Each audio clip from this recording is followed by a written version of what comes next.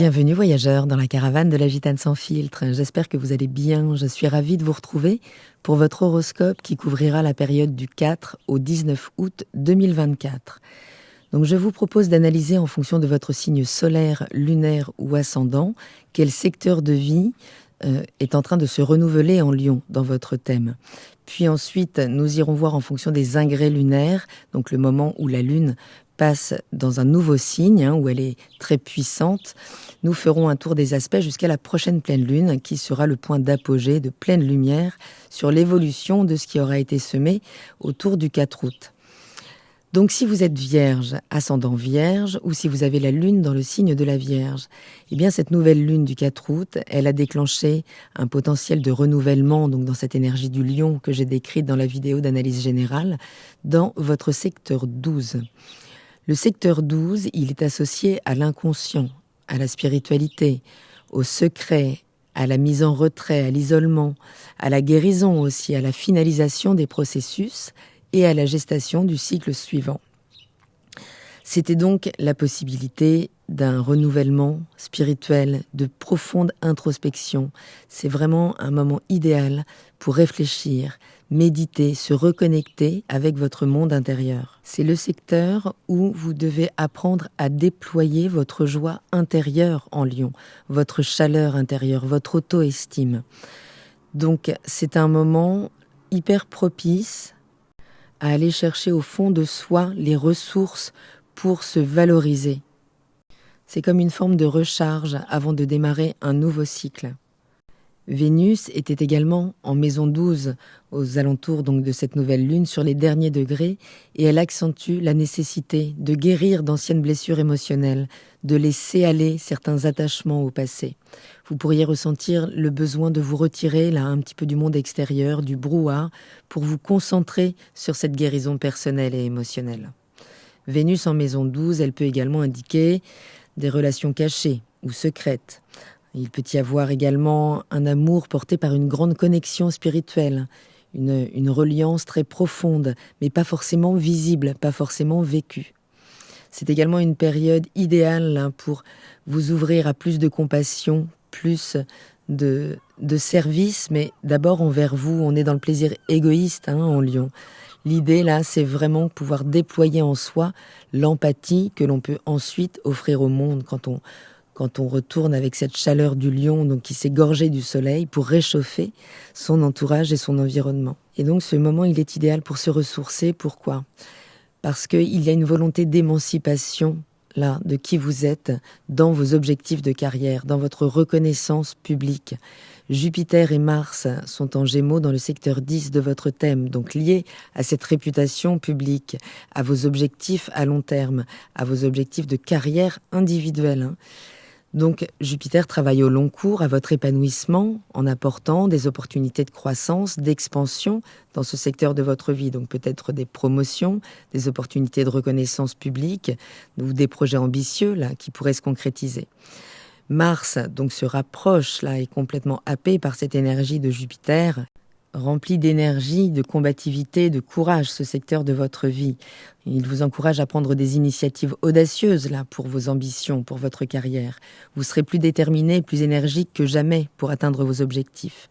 Attention néanmoins, puisque là où est Mars, il y a toujours un risque de rixe, justement, de conflit potentiellement. Et Jupiter enfle tout, nous allons le voir, en développant, donc en suivant chronologiquement l'événement de ce calendrier. Puisque la nouvelle lune travaille à votre auto-estime intérieure autonome et secrète, eh bien, plus vous travaillerez à vous extraire donc du jugement de l'autre, de considérer ce qu'il raconte de vous et de faire corps avec ça, plus vous pourrez affirmer intérieurement qui vous êtes et plus ça bénéficiera à créer des opportunités dans vos objectifs à long terme, dans vos grandes ambitions. Plus vous pourrez déployer votre combativité pour des choses qui vous animent réellement. Donc vos efforts professionnels là pourraient bénéficier de ce travail intérieur spirituel, des inspirations, des intuitions reçues pendant ces moments de retrait, d'introspection, peuvent vous guider également dans vos actions professionnelles. Mars est également sextile au nœud nord en Bélier dans votre secteur 8. Donc ces initiatives, là en maison 10, donc dans le secteur de la carrière, de vos ambitions, eh bien, suggèrent que elles peuvent vous amener vraiment à des transformations profondes, significatives dans votre vie. Vous êtes là encouragé à prendre ces initiatives audacieuses pour aligner votre carrière finalement avec votre chemin de vie, avec vos aspirations, dans ce qu'il y a de plus profond, dans ce qui vous anime de plus profond en vous. Donc un grand potentiel là, qui vraiment peut se déployer dans ce secteur, mais Saturne rétrograde vous impose encore en arrière-plan ses limitations intérieures. Quand il rétrograde, il tourne sa puissance de frustration vers soi-même. Et du coup, il va venir comme essayer de retenir cette émancipation dans votre carrière. Il est dans le secteur de la relation. Donc on parle bien ici de l'impact intérieur du regard que l'autre peut porter sur vous, qui peut alimenter les jugements sur vous. Du pessimisme aussi quant à vos capacités. Donc là, Saturne vous demande vraiment de faire le tri dans votre environnement relationnel en termes de qualité énergétique. De ne pas faire corps par défaut avec l'opinion que l'autre a de vous parce que vous l'aimez, parce que vous êtes engagé dans la relation. Il y a vraiment un tri à faire et on va voir comment il peut être accompagné. Ce regard sur vous, là, il vous est ramené par l'autre, que vous soyez engagé dans une relation donc sentimentale, professionnelle. Mais c'est important là de profiter de cette période pour devenir votre propre référent, déployer vraiment vos structures intérieures en termes d'autorité. Saturne, donc rétrograde dans le secteur de la relation en Poisson et donc en quinconce à cette nouvelle lune. C'est pour ça que je parle d'une forme d'arrière-plan, de quelque chose qui ne se matérialise pas vraiment, mais qu'on ressent, qui est comme quelque chose de lourd. Alors ça peut impliquer des responsabilités aussi que l'on prend ou que l'on subit en Poisson au sein du couple ou du partenariat. Donc là, il va falloir, avec lesquels il va y avoir un bras de fer. Donc il peut y avoir la notion de sacrifice dans la relation. C'est ce que vous savez prendre du temps pour vous? Est-ce que vous savez prendre soin de vous? Trouver vos propres ressources pour déployer votre auto-estime et pouvoir vivre une relation à la hauteur de vos idéaux qui sont très hauts en Poisson. On cherche réellement à fusionner avec l'autre dans la relation ou dans l'engagement. Donc tout ça indique un petit peu l'ambiance générale de ces 15 jours, puisque ce sont les énergies de la nouvelle lune. Donc elles donnent le ton, la couleur, un petit peu la direction globale. Mais allons voir de plus près comment va évoluer ce ciel pendant 15 jours. Donc dès le lendemain de la nouvelle lune, le 5 août, Vénus qui est venue donc nourrir, peut-être alimenter votre auto-estime intérieure, passe dans le signe de la Vierge où elle devient bien plus regardante au détail, surtout là dans votre secteur 1. Donc elle viendra exprimer là tout ce que vous aurez su nourrir intérieurement et ça pourrait être très beau à voir si vous acceptez d'incarner peut-être comme jamais du glamour, du magnétisme, mais alors à votre manière, c'est-à-dire toujours assez pur et sans vulgarité. Vénus sera maîtrisée par Mercure puisqu'elle est en Vierge et donc les émotions sont beaucoup plus mentales. Beaucoup plus froide, on est dans l'analyse, on les purifie aussi, on fait le tri peut-être entre les pensées que l'on veut nourrir et celles dont on ne veut pas. Surtout que dès le lendemain, le 6 août donc, la Lune fait son entrée également dans le signe de la Vierge, elle va rejoindre Vénus et Mercure ce même jour, donc qui maîtrise tout ce petit monde, entame sa seconde rétrogradation de l'année. Donc je vous invite à aller voir la vidéo que j'ai faite puisqu'il y a 3 rétrogradations donc en 2024, pour bien comprendre cette mécanique, mais elle se pose, vous plus précisément, dans votre secteur 1. Elle sera très importante, elle concerne votre identité, votre apparence personnelle, mais également vos nouveaux départs. Mercure en rétrogradation vous pousse à réévaluer votre façon de vous représenter au monde, de vous percevoir, ainsi que vos objectifs personnels. Donc c'est une période pour revenir là, réajuster vos plans, peut-être réfléchir plus en profondeur à ce qui est en lien avec votre identité réelle. D'où la gestation, le besoin d'aller nourrir en profondeur son auto-estime au préalable, puisque c'est à partir de là qu'on va construire. Donc soyez vraiment hyper vigilants dans votre communication puisque tout se floute un petit peu, les mécaniques d'origine, donc plutôt bien huilées, plutôt vives de Mercure, là se bloquent, se coupent de l'extérieur. Donc ça peut donner des malentendus, ça peut donner des interprétations. L'idée c'est de profiter de cette période pour intérioriser la communication avec soi-même, pour réfléchir avant de parler ou avant de signer encore plus, en tout cas avant de prendre des décisions qui nous engagent. Donc la communication est moins fluide, on exprime moins, mais on analyse mieux. On peut revenir sur cette écoute intérieure, de ces pensées dont il faut faire le tri. Avoir un jugement éclairé sur les choses, c'est bien, mais veillez à travailler à ce que la perfection soit atteignable dans ce que vous voulez déployer, ou dans votre personnalité, tout simplement. Le 8 août, la Lune passe dans le signe de la Balance, dans votre secteur 2, où elle croisera le nœud sud, le réservoir de mémoire, donc qui pourrait faire remonter, qui pourrait vous faire vivre des situations peut-être connues, en lien avec peut-être la reconnaissance de qui vous êtes au sein de la relation. Comment ce que je vaux est perçu par l'autre, comment je perçois ce que l'autre perçoit de moi, tout ce jeu de miroir, mais surtout comment je peux capitaliser sur la relation ou produire davantage à partir du partage de biens ou de compétences. Est-ce que je suis capable aujourd'hui à collaborer de manière beaucoup plus intime? Elle est maîtrisée par Vénus, qui sera conjointe ce même jour donc à Mercure, par effet de rétrogradation. Elle recule, donc les deux planètes vont venir s'aligner ou semblent s'aligner. Donc voilà, les émotions sont vraiment passées là au crible du mental. On analyse, on jauge avec pragmatisme, sans pour autant, surtout, même les communiquer à l'autre. Forcément, Mercure rétrograde, surtout en tout début, c'est vraiment le moment idéal pour les confusions. Mais ça peut être un moment intéressant pour revenir sur une situation qui a pu remettre en cause votre personnalité, pour pouvoir avoir une autre lecture, justement, sur qui vous êtes et ce que vous présentez au monde. Le 11 août, la Lune entre dans le signe du Scorpion, dans votre secteur 3, votre environnement immédiat.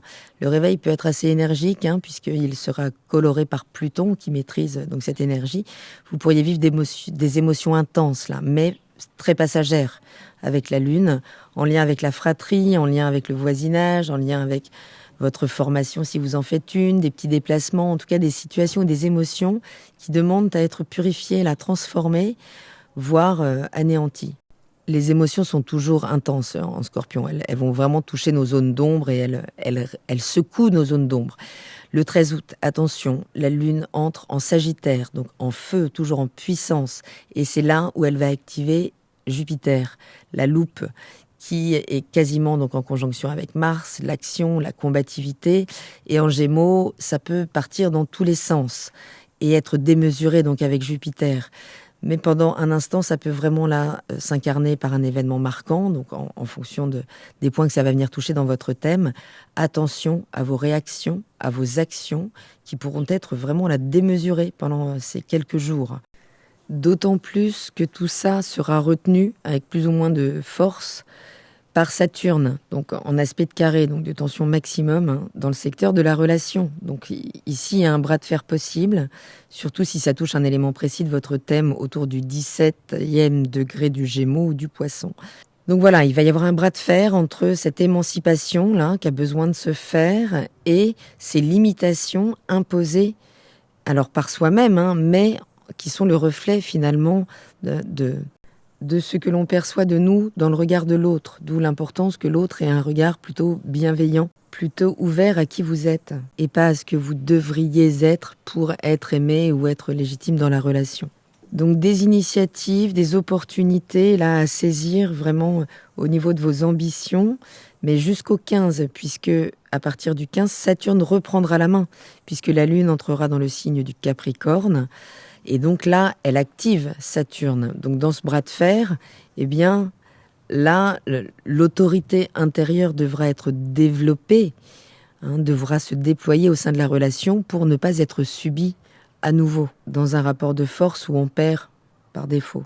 Donc tension maximum là avec Mars conjoint à Jupiter et elle finit le 17 août avec une conjonction à Pluton. Donc journée quand même particulièrement musclée en termes de rapport de force, ou peut-être des émotions fortes dans le secteur donc, de la maison 6 du quotidien, de votre santé, qu'elle soit émotionnelle ou psychologique, ou des collègues de bureau, de ce qui concerne le travail, où il pourrait là y avoir une nouvelle, quelque chose qui crée un inconfort, mais a priori passager. Donc voilà, un moment un peu délicat, là, un bras de fer entre ambition, relation, ce que je vaux, tout ça.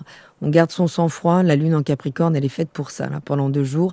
Ça se précisera, tout ça, quand même, toute cette tension-là. Donc l'important, c'est d'intégrer cette autorité intérieure, vraiment de miser sur Saturne rétrograde pour déployer cette puissance qui fait que, eh bien, on sait mettre des limites aux intrusions de l'autre.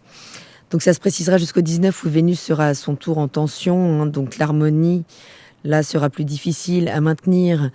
C'est une journée où on pourrait juste se sentir moins beau, moins belle. Mais ce sera en tension, donc avec Saturne en face, toujours le censeur là dans la relation, qui viendra s'opposer à elle. Mais ce sera aussi le jour de la pleine lune, donc là où nous pourrons voir plus clairement ce qu'implique concrètement ce qui a été semé là, si on s'y sent valorisé ou non, puisque Saturne dans la relation, si vous n'êtes pas dans une relation, c'est votre autocenseur, celui qui vous dit que vous ne méritez pas de vivre une relation, qui vous raconte tout ce que vous devriez être pour mériter c'est voilà, cet auto-sabotage là.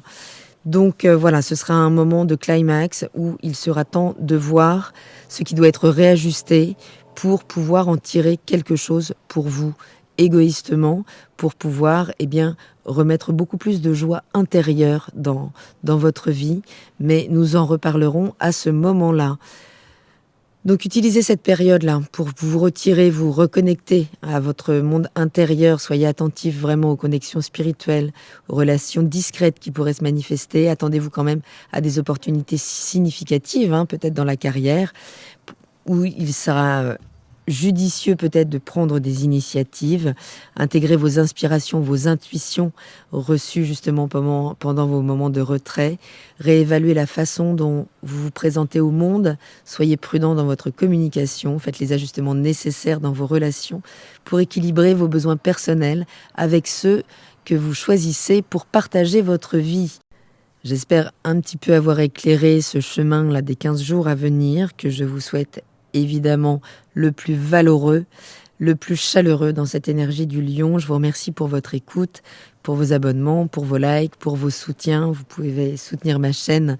Si mon travail vous plaît, je vous embrasse, prenez bien soin de vous et je vous dis à très bientôt dans la caravane de la Gitane sans filtre. Salut!